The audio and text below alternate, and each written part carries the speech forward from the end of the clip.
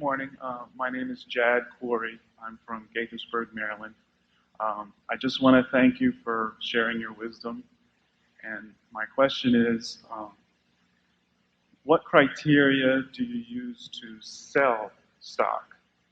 I kind of understand how you buy it, but I'm not sure how you sell. Yeah.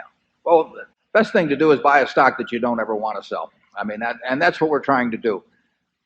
And that's true when we buy an entire business. I mean, we've bought all of Geico, or we bought all of See's Candy, or the Buffalo News.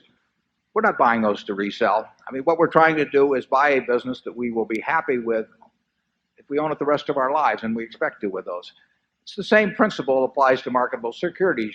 You get extra options with marketable securities. You can add to holdings, obviously easier. We can never own more than 100% of a business, but if we own 2% of a business and we like it at a given price, we can add and have 4 or 5%. So that's an advantage.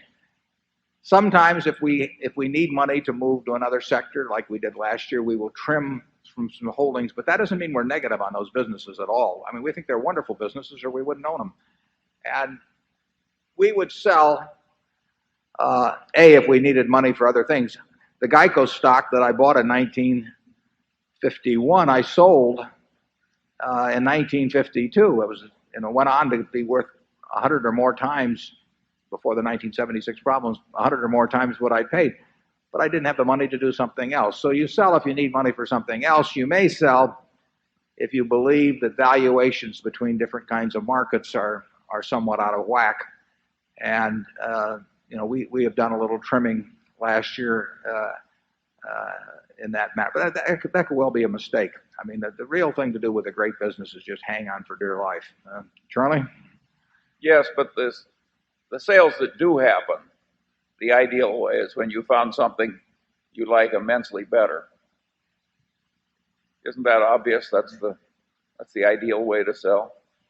And incidentally, the ideal purchase is to have something that you already like be selling at a price where you feel like buying more of it. I mean, we probably should have done more of that in the past in some situations. But that's the beauty of marketable securities. You really do. If you're in a wonderful business, you do get a chance periodically maybe to double up in it or something of the sort.